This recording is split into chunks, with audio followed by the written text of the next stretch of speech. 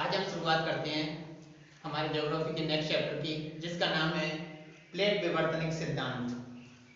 इससे पहले मैं आपको बताना चाहूँगा कि हमने अभी तक क्या क्या पढ़ चुके हैं। सबसे पहले हमने पढ़ा था महाद्वीपीय विस्थापन सिद्धांत, दूसरा पढ़ा था संवहनी धारा सिद्धांत पढ़ा था, तीसरा पढ़ा था हमने सागर नितल प्रसरण। मैं इनको इसीलिए बता रहा हूँ क्योंकि प्लेट विवर्तनिक सिद्धांत है इन तीनों का ही, और जैसे भूचुंबकत्व सिद्धांत है और भी कई सिद्धांत है, इनका संश्लेषण है। यानी अगर आप सभी पहले के सभी जितने भी आपने अगर हमारे लेक्चर देखे हैं, आप जैसे संवहनी धारा सिद्धांत है, प्लेट सागर नितल प्रसरण है, इसके अलावा हमने क्या जाना था महाद्वीपीय विस्थापन सिद्धांत जिसमें वैगनर है, उसमें क्या है उसके वैज्ञानिक साक्ष्य प्लेट विवर्तनिक सिद्धांत में प्रस्तुत किए गए हैं। तो हम जानते हैं कि प्लेट विवर्तनिक सिद्धांत है। प्लेट विवर्तनिक सिद्धांत क्या है? जैसा कि मैंने आपको बताया, ये क्या है कि पहले के जितने भी सिद्धांत हैं आपके, उन सभी का संश्लेषण है, यानी उसके वैज्ञानिक साक्ष्यों को किसमें प्रस्तुत किया गया है? आपके प्लेट विवर्तनिक सिद्धांत में प्रस्तुत किया गया है। तो दोस्तों जैसे कि बताना चाहूंगा, पहले के सिद्धांत आपने क्या है, जैसे महाद्वीपीय विस्थापन सिद्धांत है,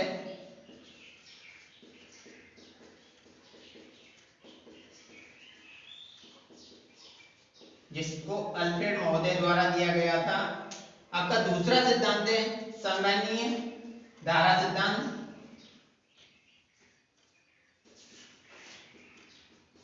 जिसको आपके आर्थर को महोदय द्वारा दिया गया था। तीसरा सिद्धांत जो कि हमने कल ही पढ़ा था, सागर नितल प्रसरण,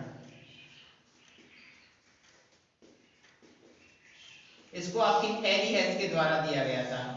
ये आपने किसने? हैरी हेस के द्वारा प्रतिपादित किया गया था, आर्थर होम्स के द्वारा प्रतिपादित किया गया था, और ये था आपका वैगनर महोदय के द्वारा प्रतिपादित किया गया था। तो दोस्तों इन तीनों का ही संश्लेषण, इसके अलावा जैसा कि मैंने बताया था भूचुंबकीय सिद्धांत है या पोलर वांडरिंग थ्योरी है, इन सब का संश्लेषण क्या है? आपका प्लेट विवर्तनिक सिद्धांत है। अब हम आगे बढ़ते हैं तो हमें इनका अर्थ जानना बहुत जरूरी होता है कि हाँ प्लेट का अर्थ क्या है और विवर्तनिक का अर्थ क्या है, तभी हम किसी सिद्धांत को आगे बढ़ेंगे। यहाँ पर प्लेट का अर्थ है, जैसा कि टूजो विल्सन महोदय द्वारा बताया गया था। टूजो विल्सन महोदय ने 1965 में प्लेट का अर्थ बताया था हमारे स्थल मंडल के, यानी लिथोस्फीयर के। जैसा कि आपने पृथ्वी की आंतरिक संरचना में देखा होगा, तो हमने लिथोस्फीयर को कितना माना था? 0 से 100 किलोमीटर की गहराई तक। इसको क्या नाम दिया था? लिथोस्फीयर या स्थल मंडल। इसके 100 किलोमीटर से नीचे तक जाते हैं, 400 किलोमीटर तक, उसको हमने क्या नाम दिया था? दुर्बलता मंडल। तो दोस्तों ये क्या है? हमारी स्थल मंडल। स्थल मंडल यानी लिथोस्फीयर के आकृति विहीन, गैर भूकंपीय, भूगर्भिक क्रियाओं से प्रभावित नहीं होने वाले टुकड़ों को, यानी स्थल के टुकड़ों को जो कि आकृति विहीन होते हैं, गैर भूकंपीय होते हैं, भूगर्भिक क्रियाओं से प्रभावित नहीं होते हैं, उनको हमने क्या नाम दिया? प्लेट नाम दिया था। अब दोस्तों हमें जानना जरूरी है कि टेक्टोनिक का अर्थ क्या है। यहाँ टेक्टोनिक से अर्थ है जो कि प्लेट यहाँ है, प्लेटों की गतिशीलता, यानी प्लेटों की गतिशीलता और उनका अंतर संबंध। प्लेट कैसे होते हैं? एक प्लेट दूसरी प्लेट, जैसा कि मैं अभी आगे बताऊंगा आपको कि प्लेट हमारी कितनी है, तो उनका अंतर संबंध एवं भूगर्भीय जो भूगर्भिक क्रिया है, जियोलॉजिकल क्रिया है, उनका अध्ययन किया जाता है दोस्तों। तो ये क्या हो गया? प्लेटों की विवर्तनिक हो गया। प्लेट विवर्तनिक किसे कहा गया? आपने प्लेटों की गतिशीलता, उनका अंतर संबंध और भूगर्भिक क्रियाओं को। अब ये विवर्तनिक होते कितने प्रकार के हैं दोस्तों? ये होते हमारे दो प्रकार के। पहला है हमारा ज्योमेट्रिकल और दूसरा है हमारा डायनामिक, यानी ज्यामितीय, और दूसरा है हमारा गतिकीय। तो दोस्तों ज्यामितीय कौन से होते हैं? ज्यामितीय में क्या किया जाता है? किसी जैसे प्लेटों की संख्या, उनकी प्रकृति, उनकी आकृति, उनकी दिशा, जिसको कि अब यहाँ देखने वाले हैं, ये किसका पार्ट है? ये विवर्तनिक में ज्यामितीय प्लेट का पार्ट है, यानी ज्यामितीय विवर्तनिक है, जिसमें हम क्या देखेंगे? संख्या देखेंगे, प्रकृति देखेंगे, आकृति देखेंगे और दिशा देखेंगे। दूसरा पार्ट है हमारा गतिकीय। गतिकीय के अंतर्गत क्या देखते हैं हम दोस्तों? गतिकीय के अंतर्गत देखते हैं प्लेटों का अंतर संबंध एवं उनके भूगर्भीय क्रियाओं को। प्लेटों का अंतर संबंध के साथ उनकी भूगर्भीय क्रियाओं को हम किसमें देखते हैं? गतिकीयता के अंतर्गत देखते हैं, जिसमें हम अभी आगे बात करेंगे प्लेटों की जो सीमाएं होती हैं, सीमाएं क्या होती हैं, कितने प्रकार की होती हैं, ये सारी चीजें हम यहाँ पर बात करेंगे गतिशीलता के अंतर्गत। जैसे आपकी डाइवर्जेंट सीमाएं यानी अपसारी, ये क्या है? कन्वर्जेंट यानी अभिसारी, ट्रांसफॉर्म माने होता है संरक्षी। इनको जानने से पहले दोस्त हम कुछ इसके सिद्धांत जानते हैं कि इनके सिद्धांतों में हम क्या क्या चीजें देखते हैं। इन्होंने क्या किया था, जैसे आपको पता ही होगा या नहीं, तो जैसे मॉर्गन और उनकी टीम ने इस सिद्धांत को 1967-68 में प्रतिपादित किया था। उन्होंने क्या बताया था इस सिद्धांत के अंतर्गत? उन्होंने अपने प्रमाण प्रस्तुत किए गए थे। उन्होंने कहा था कि जो भी हमारा स्थल मंडल है वो दुर्बलता मंडल पर तैर रहा है। आपको थोड़ा सा ध्यान करना है। कॉन्टिनेंटल ड्रिफ्ट थ्योरी में हमने आपको बताया था कि हमारा सियाल है वो सीमा पे तैर रही है, यानी सियाल को वहां पर क्या नाम दिया था? वहां भूपर्वती नाम दिया था और सीमा को हमने मेंटल नाम दिया था। लेकिन इसमें क्या है दोस्तों? इसमें कहा है कि स्थल मंडल दुर्बलता मंडल पर तैर रहा है। एक तो हो गया ये सिद्धांत, इसका प्रमाण। दूसरा हो गया हमारा, इसने ही बताया था कि अपसारी सीमा, इसमें दो प्रकार की सीमाएं होती हैं, अपसारी और अभिसारी। अपसारी सीमा पे तो साधनों का निर्माण हो रहा है, यानी वो संरचनात्मक सीमा है, जबकि अभिसारी कैसी सीमा है? आपकी विनाशात्मक सीमा है। जैसा कि आपने संवहनी धारा सिद्धांत में पढ़ा था, संवहनी धारा सिद्धांत में हमने क्या किया था? ये आपकी हॉट फ्लूम है, हॉट फ्लूम जाके ये यहाँ पर लेटरल फ्लूम और लेटरल फ्लूम यहाँ पर कोल्ड फ्लूम में बदल रहा था। इसी प्रकार से दोनों प्रकार से हमें पढ़ा था। तो ये क्या है? ओशियन कन्वेयर बेल्ट का निर्माण कर रहा था। तो दोस्तों हमने इसमें क्या देखा था? यहाँ का मेग्मा पिघल के, यानी संवहनी धारा है, यहाँ पे क्या है? यहाँ पे रिच होते हैं, जैसा कि हमने कल बताया सागर नितल प्रसरण में पढ़ा था। ये क्या है? यहाँ पर सागरों का निरंतर विकास हो रहा है और यहाँ से क्या है? ये आपके गर्त होते हैं, ट्रेंच होते हैं। यहाँ पर निरंतर भूपर्वती का क्या हो रहा है? स्थल मंडल का विनाश हो रहा है। तो दूसरा हमारा प्रमाण या सिद्धांत क्या हो गया कि कटकों के पास हमारी सागरीय क्रस्ट का निर्माण हो रहा है, जबकि गर्तों के पास इसका निरंतर विनाश हो रहा है।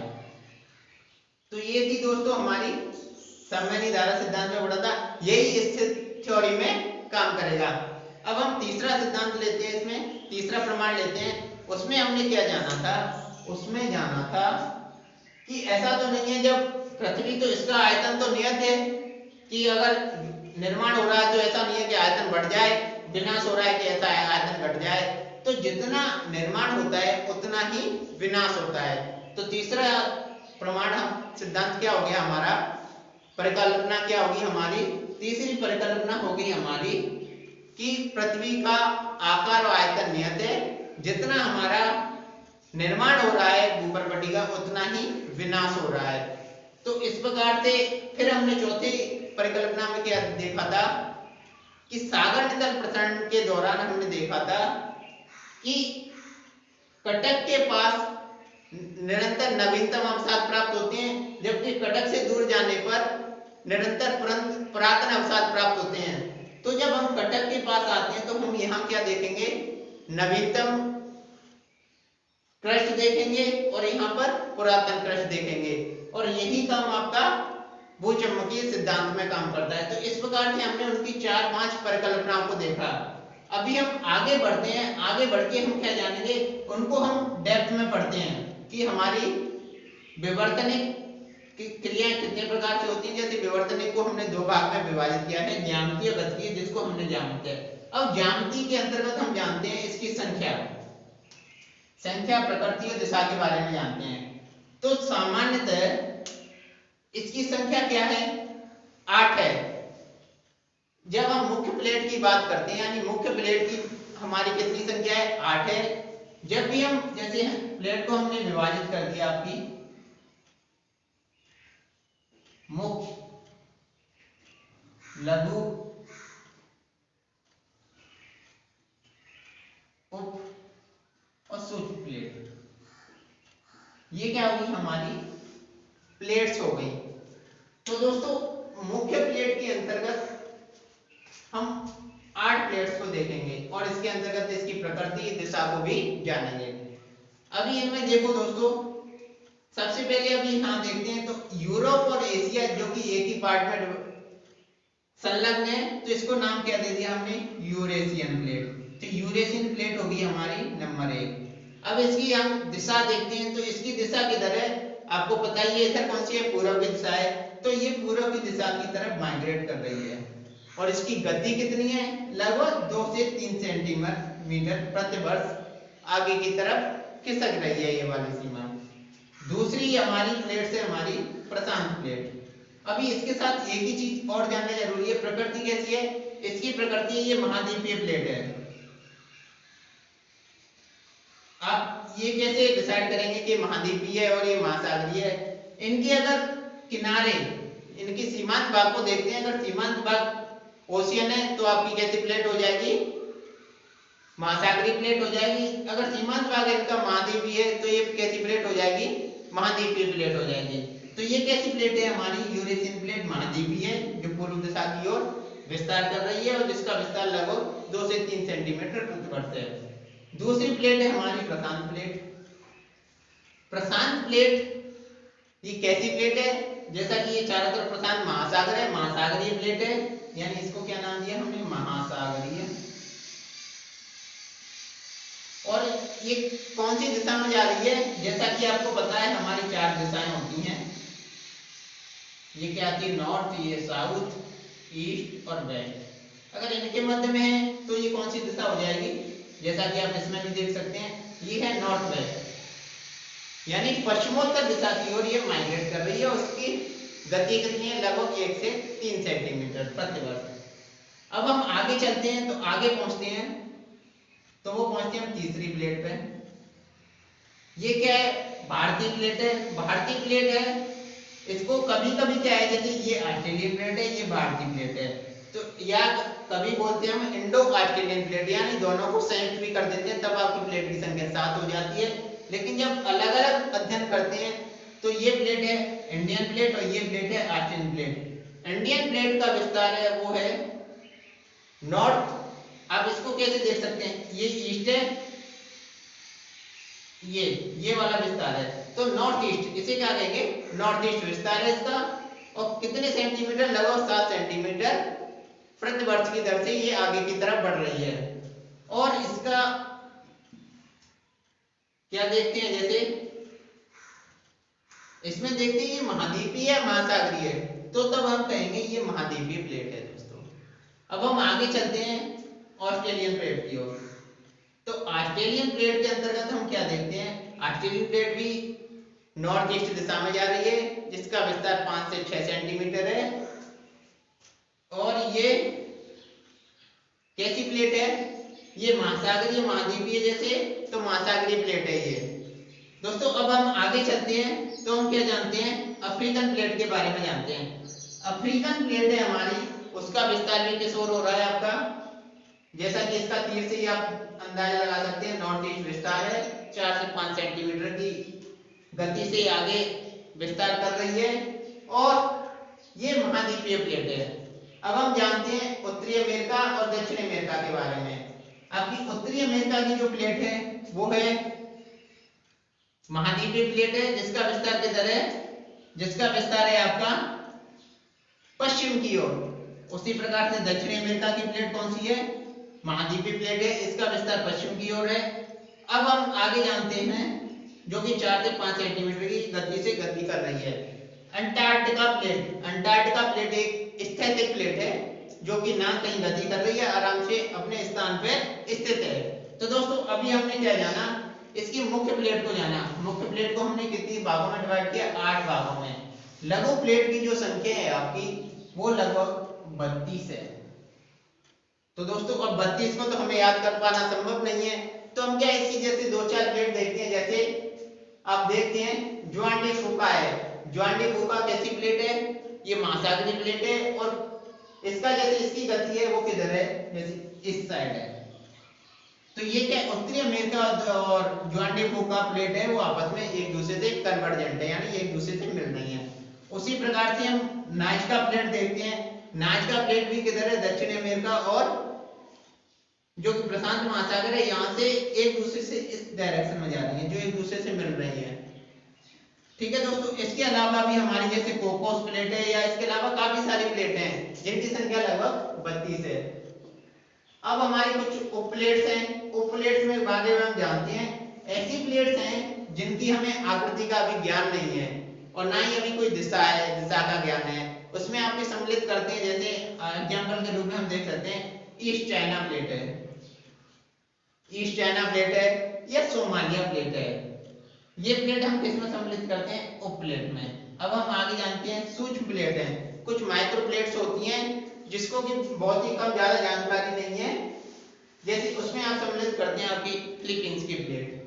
तो इस प्रकार से हमारी क्या रही दोस्तों, ये रही हमारी प्लेट्स, यानी ज्यामितीय भाग हमारा कंप्लीट हो गया। अब हम आगे चलते हैं डायनामिक पार्ट में, गतिशीलता पे चलते हैं। तो गतिशीलता कैसी है दोस्तों, जैसा कि मैंने सबसे पहले भी बताया था, इसके अंतर्गत हम सीमा को देखते हैं।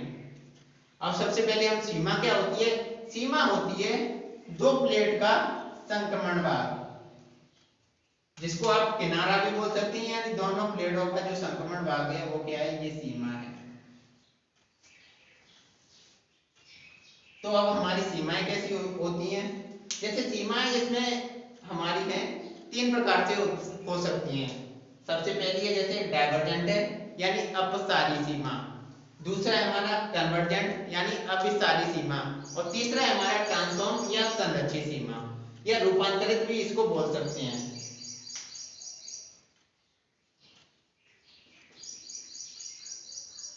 तो दोस्तों ये हमारी 3 सीमाएं हो गई।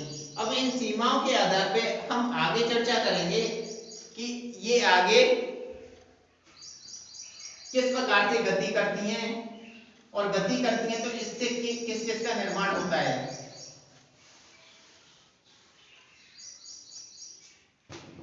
तो दोस्तों हम जानते हैं सबसे पहले अपसारी सीमा को।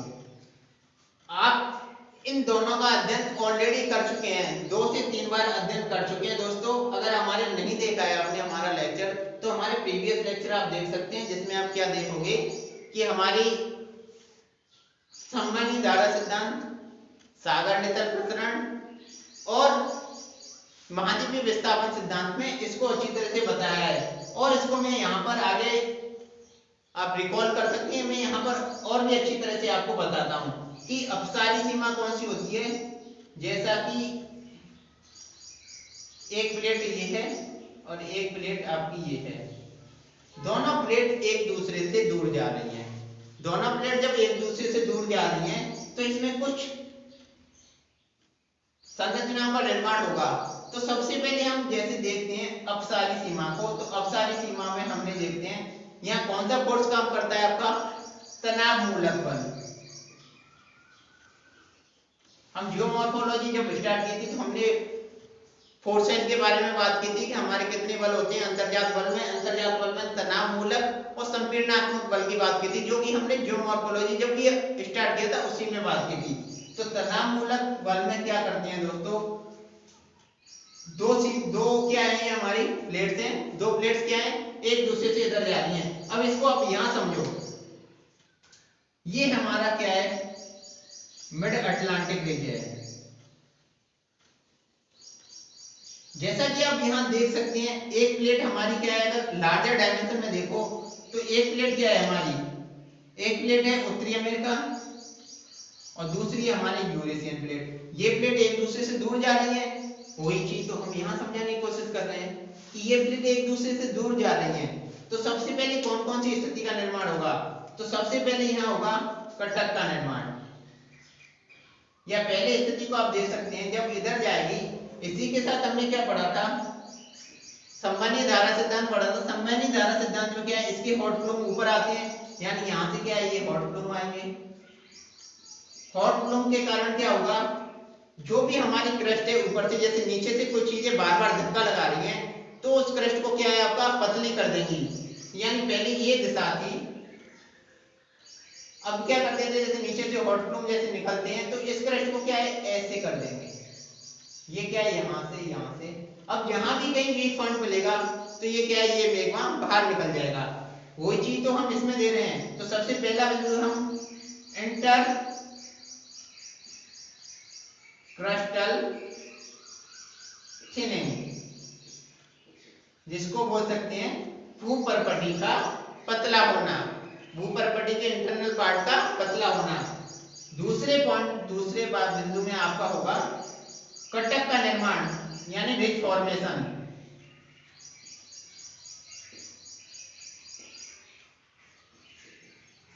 कटक निर्माण, जैसा कि पहले बिंदु में अगर हमारी भूपर्पटी पतली होगी तो उसमें से क्या है कि मेग्मा बाहर निकलेगा। मेग्मा निकलेगा तो ये क्या धीरे धीरे से ये बाहर की तरफ जाएगा। उससे क्या होगा कि हमारे इस वाले तल का प्रसरण होगा। और आप एक और बिंदु यहाँ पर बताना चाहता हूँ, जो भी हमारा ये क्या है अटलांटिक ओशियन है, अटलांटिक ओशियन क्या हो रहा है, ब्रॉड हो रहा है, यानी अभी विस्तार कर रहा है। जबकि प्रशांत महासागर को देखते हैं, ये सिकुड़ रहा है, क्योंकि इधर से ये प्लेट जा रही है, जबकि पृथ्वी गोल है तो इधर से ये प्लेट जा रही है, दोनों एक दूसरे से कन्वर्जेंट हो रही हैं। तो वहां पर क्या होगा कि सिकुड़ेगा वो चीजें, और यहाँ पर क्या है ये विस्तार हो रहा है। तो दोस्तों यहीं से क्या है कि यहाँ रिज है, ये रिज फॉर्मेशन होगा नीचे से। अभी हमारा तीसरा बिंदु है, यहाँ पर क्या होगा, यहाँ पर आपके आएंगे भूकंप, यानी अर्थक्वेक और ज्वालामुखी। भूकंप और ज्वालामुखी कहां पर आएंगे, आपके इस वाले पार्ट में आएंगे। लेकिन वो कैसे होंगे, वो होंगे आपके बहुत ही मंद गति से। तो ये सारी दशाएं कहां होती हैं, ये सारी दशाएं होती हैं आपकी डायवर्जेंट बाउंड्री पर या अपसारी सीमा पे, जहां तनाव मूलक बल काम करता है, जहां पर इंटरक्रस्टल थिनिंग होती है पहले बिंदु पे, दूसरे बिंदु पे रिज का फॉर्मेशन होता है, और तीसरे बिंदु पे आपका अर्थक्वेक और वोल्केनो आते हैं, जो कि मंद गति से होते हैं। ये रहा हमारा पहला। अब दूसरी सीमा को जानते हैं, वो सीमा होती है हमारी कन्वर्जेंट सीमा। अब कन्वर्जेंट सीमा को आपको थोड़ा डिटेल में समझना होगा, तो दोस्तों मैं इसे यहां पर समझाता हूं कि यहां पर क्या देखते हैं, जैसे कन्वर्जेंट है या अभिसारी। जैसा कि आपको पता है कि हमारा वो क्या चीजें होती है, इसको मैं यहां से मिटाता हूं अभी।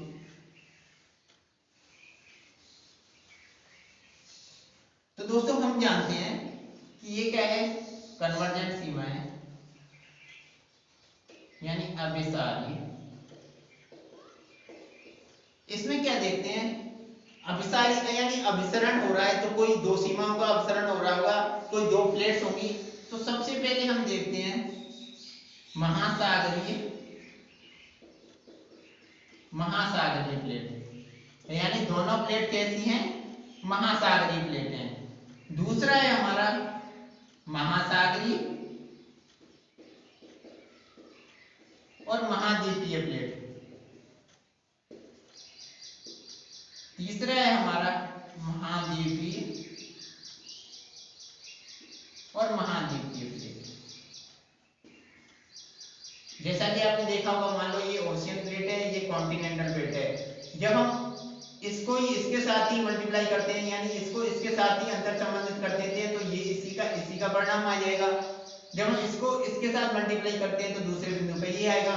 तीसरे पे जब हम कॉन्टिनेंट को देखते हैं तो हमारी क्या हो जाएगी, continent ocean continent ocean ocean. इस प्रकार से हमारी अभिसारी सीमाओं का निर्माण होगा। अब हम दोस्तों देखते हैं कि आंतरिक बिंदु को देखते हैं। जब भी हम महासागरीय सीमाओं में देखते हैं तो उसमें क्या होगा कि हमने क्या देखा था, जब भी महाद्वीपीय महासागरीय सीमा होती है तब तो कोई दिक्कत नहीं है, तो महासागरीय सीमा को घनत्व अधिक होने के कारण वो नीचे की तरफ क्षैतिज संवर्ज हो जाती है और महाद्वीपीय सीमा क्या है उसके ऊपर चली जाती है। लेकिन जब बात आप करते हैं महासागरीय सीमाओं की, तो हम इसमें देखते हैं जो भी सीमा क्या होती है, जो भी महासागरीय प्लेट क्या होती है, हैवी होती है, यानी जिसका घनत्व अधिक होता है वो क्या है नीचे की तरफ संवर्ज कर जाती है क्षैतिज, और दूसरी जिसका घनत्व कम होता है वो उसके ऊपर अवसरित हो जाती है, यानी कन्वर्जेंट हो जाती है उसी पे। तो हमारी आप ये देखो, अभी ये क्या है कि हमारी दो प्लेट्स आप ले सकते हैं, जैसे यहां से ओशियन प्लेट है, एक दूसरे से आगे जा रही है। अब हम इसको थोड़ा सा आपको समझाने की दृष्टि से इसको थोड़ा बड़ा करता हूं मैं।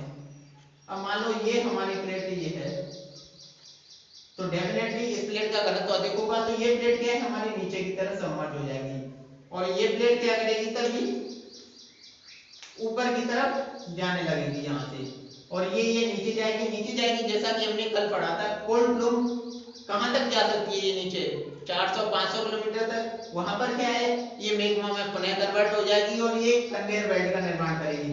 तो दोस्तों जब महासागरीय प्लेट जाती है, तो महासागरीय प्लेट भारी प्लेट क्षैतिज यानी नीचे की तरफ सबमर्ज हो जाती है और हल्के घनत्व वाली प्लेट ऊपर चली जाती है। इसके जो भी अवसाद यहाँ पर इकट्ठे होते हैं उनको कहते हैं फ्लाई ऐश।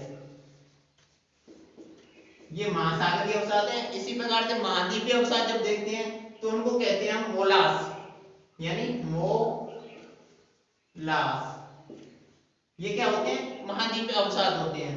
जब यहाँ से नीचे गए तो यहाँ पे क्या है अवसाद इकट्ठे हुए, अवसाद नीचे की तरफ गए, तो इन अवसादों में क्या होगा धीरे धीरे ऊपर जाएंगे तो बलन होना स्टार्ट हो जाएगा।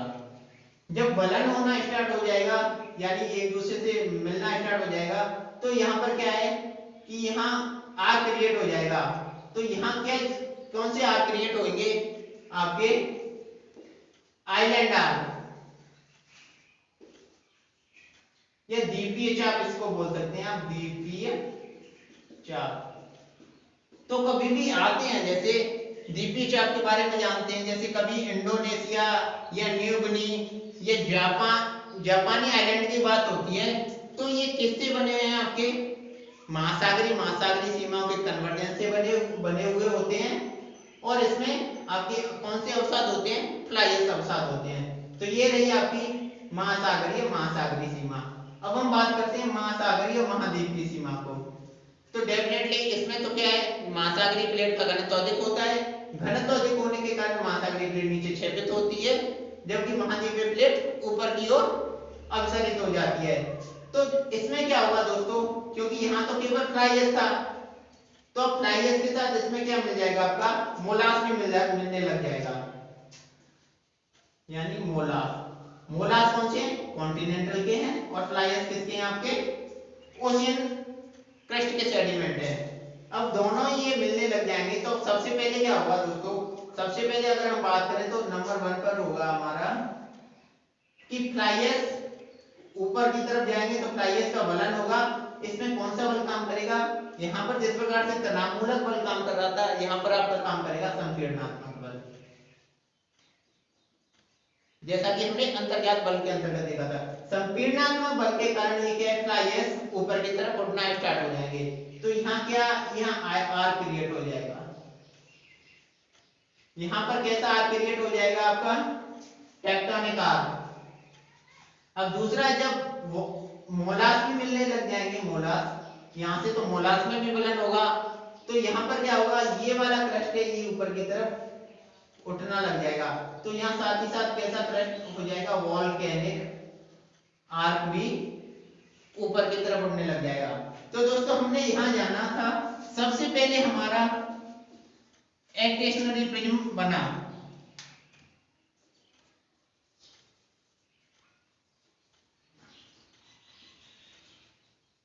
यानी एक्टेशनरी आर्क का निर्माण हुआ जब ये इसका क्षेपण हुआ। दूसरे बिंदु पे हमारा क्या हुआ था फ्लाई ऐश के कारण क्या हुआ था, टेक्टोनिक आर्क का निर्माण हुआ।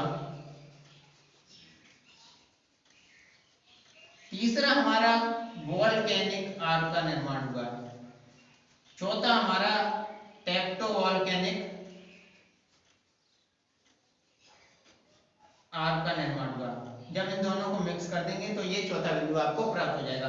तो दोस्तों हमने इसमें क्या जाना था कि जब दोनों के अवसाद होते हैं, यानी ओशियन के और कॉन्टिनेंट के, ओशियन के अवसाद को फ्लाई जबकि कॉन्टिनेंट के अवसाद को मोलास बोला था, उसमें जब एक दूसरे से सीमा अपसरित होती है तो सबसे पहले एक्रेशनरी प्रिज्म बनता है, उसके बाद हमारा टेक्टोनिक आर्क बनता है, उसके बाद वोल्केनिक आर्क बनता है, उसके बाद हमारा टेक्टो वोल्केनिक आर्क बनता है। तो कुछ इस प्रकार से हमारी वलन के बाद इस प्रकार से क्रियाएं बनती हैं। तो इसको ये क्या है आपका, ये है आपका एक्रेशनरी प्रिज्म, ये है आपका टेक्टोनिक आर्क, ये है आपका वोल्केनिक आर्क, और चौथे आपके हो जाएंगे टेक्टो volcanic arc and volcanic arc. तो ये तो दोस्तों क्या है, ये है आपके पर्वत। इस प्रकार के पर्वतों का निर्माण कहाँ होता है दोस्तों, जब भी हम यहां देखते हैं रॉकीज और एंडीज को देखते हैं, तो ये किस प्रकार के पर्वत हैं आपके, कॉर्डिलेरा टाइप के पर्वत हैं, जिनका निर्माण भिन्न भिन्न भूभागीय क्रियाओं के से हुआ है और भिन्न भिन्न अवसादों से हुआ है। तो इसमें आपके रॉकी और एंडीज की बात आती है, तो ये कॉर्डिलेरा टाइप के पर्वत हैं दोस्तों। अब हम तीसरे की तरफ बढ़ते हैं, महाद्वीपीय महाद्वीप। तो इसमें भी क्या होता है, महाद्वीपीय महाद्वीपीय आर्क सीमा के अंतर्गत भारी सीमा छिपित हो जाती है और छोटी सीमा जो घनत्व कम होता है वो ऊपर की तरफ उठ जाती है। तो इसके अंतर्गत भी ये तीनों क्रियाएं होती हैं, क्योंकि सबसे पहले हम जानते हैं कि कोई भी सीमा होती है सबसे पहले वो ओशियन सीमा होती है, उसके बाद कॉन्टिनेंट सीमा बनती है। तो इसका जब सबसे पहले ओशियन वाला पार्ट था, ओशियन वाला पार्ट नीचे चला गया और कॉन्टिनेंट पार्ट वाला ऊपर हो गया। तो इसमें क्या है कि दूसरी क्षेपण के कारण क्या हुआ था, उसमें भी क्या हुआ, बलन क्रिया हुई। बलन क्रिया के कारण क्या हुआ था आपके, ये वाला एग्जांपल आप यहां देख सकते हैं, ये क्या है आपका यूराल है। इसमें क्या हुआ था, दोनों की पहले ओशियन ओशियन सीमा थी, दोनों एक दूसरे से सबमर्ज हुई। सबमर्ज होने के कारण इसमें वलन हुआ। वलन के कारण क्या हुआ था कि ये वाला पार्ट ऊपर उठ गया, और अंत में क्या होता है, जब महाद्वीपीय महाद्वीपीय सीमा मिल जाती है तो एक तरह से सूचर जोन का निर्माण करती है। यानी यहाँ क्या होगा, यहाँ सूचर जोन का निर्माण होगा, यानी इस प्रकार से दोनों सीमाएं बंध जाएंगी और दोनों महाद्वीप एक दूसरे से सम्मिलित हो जाएंगे और एक ही बड़े महाद्वीप का निर्माण कर देंगे। तो इसमें किस प्रकार के पर्वत बनते हैं, इसमें बनते हैं आपके अल्पाइन प्रकार के पर्वत। और अल्पाइन प्रकार के पर्वतों में आप क्या देखते हैं, जैसे कि आप यूराल को देखते हैं, हिमालय को देखते हैं, ये किस प्रकार के पर्वत हैं, अल्पाइन प्रकार के पर्वत। तो दोस्तों हमने इसमें क्या जाना था, कन्वर्जेंट बाउंड्री के अंतर्गत या अभिसारी सीमाओं के अंतर्गत हमने सभी जितने भी यानी महासागरीय महाद्वीपीय सीमा को दोनों को एक दूसरे से कन्वर्जेंट कराया, महासागरीय और महासागरीय सीमा को कन्वर्जेंट कराया, तीसरा महाद्वीपीय महाद्वीपीय सीमा को कन्वर्जेंट कराया। और हमें किस किस प्रकार के पर्वत प्राप्त हुए, सबसे पहले हमें द्वीपीय चाप प्राप्त हुए, जिसमें हमने किसको देखा था, जापान, इंडोनेशिया, न्यू गिनी को देखा था। दूसरे में हमारे कॉर्डिलेरा टाइप के पर्वत प्राप्त हुए, जिसमें हमने रॉकी एंडीज को जाना था। तीसरा था हमारा महाद्वीपीय महाद्वीप में अल्पाइन प्रकार के पर्वत, जिसमें हमने किसे जाना था, यूराल, आल्प्स या हिमालय टाइप के पर्वतों को जाना था। तो दोस्तों ये तो रहे हमारे कन्वर्जेंट सीमा। अब हम आगे चलते हैं, तो आगे की सीमा है हमारी ट्रांसफॉर्म सीमा। ट्रांसफॉर्म सीमा ऐसी होती है जिसमें ना तो किसी का विनाश होता है, ना ही किसी का निर्माण होता है। जैसे आप कभी देखते हैं यहाँ पर क्या है, यहाँ पर रिफ्ट वैली है, रिफ्ट वैली है ये, और ये क्या है, ये क्या है, कैलिफोर्निया की रिफ्ट वैली है। यहाँ से क्या है, दोनों ही प्लेट्स होती हैं वो एक साथ गति करती हैं, ऊपर की तरफ गति करती, कहीं भी गति करती हैं, लेकिन उसमें किसी का चरण या किसी की संरचना का निर्माण नहीं होता है। और ये एटी इससे कोई फर्क नहीं पड़ता या किसी विशेष पर्वत का निर्माण नहीं होता है, लेकिन हाँ इससे किसका निर्माण होता है, इससे आपका निर्माण होता है, जैसे आप इसका एग्जांपल के रूप में देख सकते हैं सैंड एंड्रियाज फोल्ड। तो इससे जब आपको समझ में आ गया इससे किसका निर्माण होता है, फोल्ड का निर्माण होता है, यानी भ्रंश घाटी का निर्माण होता है। और यहाँ पर क्या आते हैं आपके भूकंप और ज्वालामुखी सर्वाधिक आते हैं। इस प्रकार से हमने दोस्तों क्या जाना था, प्लेट विवर्तनिक सिद्धांत के अंतर्गत कि प्लेट क्या होती है, विवर्तनिक क्या होता है, इस सिद्धांत को किसने प्रतिपादित किया था। इसके बाद हमने क्या जाना था, प्लेटों की संख्या के बारे में जाना था, उनकी गतिशीलता के बारे में जाना था, और इसके बाद हम आगे बढ़े थे उनसे किस किस प्रकार के जैसे पर्वत या कोई अन्य संरचना का निर्माण होता है या विनाश होता है। दोस्तों मैं आशा करता हूं कि ये आपको समझ में आया होगा। दोस्तों इस प्रकार से हम आगे चर्चा करेंगे टॉपिक के बारे में, हम आगे क्लाइमेटोलॉजी में एंटर करेंगे। दोस्तों ये आपकी जियोमॉर्फोलॉजी यहाँ पर कंप्लीट हुई। दोस्तों हमसे जुड़ने के लिए आप हमारे चैनल को सब्सक्राइब कर सकते हैं दोस्तों, और हम जैसा कि आपको बताया हम इसकी जो पीडीएफ है वो हमारे वेब गुरुकुल के टेलीग्राम, इंस्टाग्राम या फेसबुक पेज पे उपलब्ध करा देते हैं। दोस्तों धन्यवाद।